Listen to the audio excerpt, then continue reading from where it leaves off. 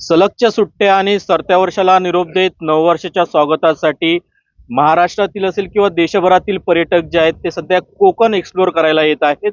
मी सध्या निवती मधील light house परिसरात आहे आणि या ठिकाणी मोठ्या संख्येने पर्यटक जे आहेत ते या ठिकाणी फिरताना आपल्याला पाहायला मिळत आहेत. म्हातारी चिंचू ही प्रसिद्ध ठिकाण निवती लाईट हाऊस इथे आहे आणि त्या ठिकाणी मोठ्या संख्येने पर्यटक ते ठिकाण जे आहे ते एक्सप्लोर करण्यासाठी आलेले आपल्याला पाहायला मिळत आहेत. आपल्यासोबत पर्यटन व्यावसायिक आहेत.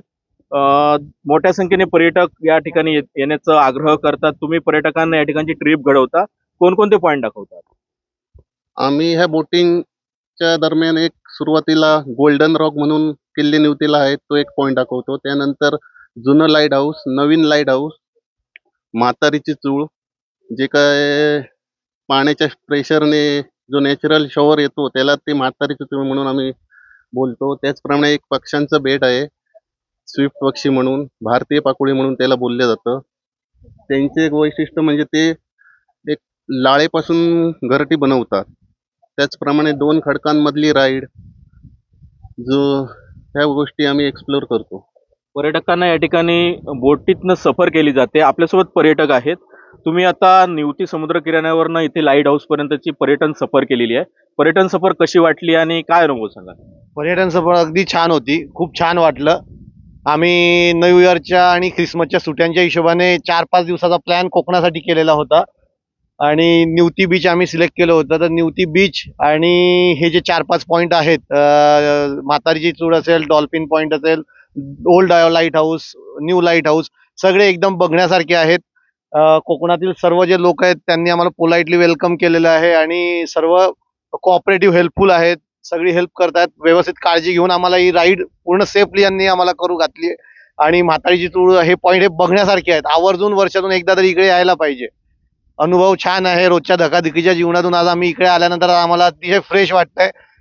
अगदी आनंदात गेली हॉलिडे आमचा आणि अजून आम्हाला खूप एक्सप्लोअर करायला मिळतंय. लास्ट इयर आम्ही गोव्याला गेलो होतो, पण गोव्यापेक्षा इथला एक्सपिरियन्स मला खूप छान मिळाला. लोक छान आहेत, त्यामुळे कोकण हे आपलं आहे आणि आपण कोकणात यायलाच पाहिजे. तुम्हाला कसा अनुभव आहे इथला? इथे खूप म्हणजे निसर्गरम्य ठिकाण आहे. खूप एकदम इथले लोक पण खूप पोलाइट आहे, कोऑपरेटिव्ह आहे, सगळ्यांना मदत करणारे आहेत. आणि इथे बघण्यासारखं म्हणजे आम्ही स्कुबा डायव्हिंग केली आणि पॅरासेलिंग केली, बनाना राईड केली. इथे येऊन स्कुबा डायव्हिंग आणि पॅरासेलिंग नाही केलं म्हणजे काहीच नाही केलं. म्हणजे त्यांचा अनुभव खूप सुंदर होता, छान होता. खूप एकदम एक्सप्लोर केला आम्ही इथे आणि खूप छान आहे. म्हणजे निसर्ग पण खूप सुंदर आहे. अजून काही पर्यटक आहेत. तुम्ही कोकण एक्सप्लोअर केलेले, कसं वाटलं आणि कोकणातले समुद्र किनारे कसे वाटले? अगदी सुंदर आणि स्वच्छ समुद्र किनारे आपल्याला इथं बघायला मिळतात. आम्ही जसं दादांनी सांगितलं, आम्ही न्यू इयरच्या हिशोबाने इथं आलो होतो, न्यू इयर क्रिसमसच्या सुट्ट्यांमुळे.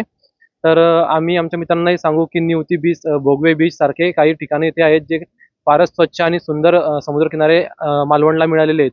तर आम्ही इथं एन्जॉय करायला आलो होतो आणि आम्ही खूप छान एन्जॉय केला. आणि आम्ही तुम्हाला सांगू इच्छितो की तुम्ही वर्षातून एकदा तरी कोकणात आणि मालवणला भेट द्यावी.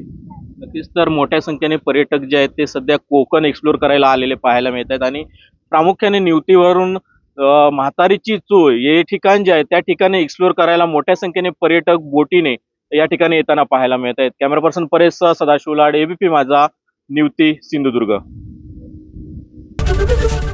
एबीपी माझा, उघडा डोळे बघा नीट.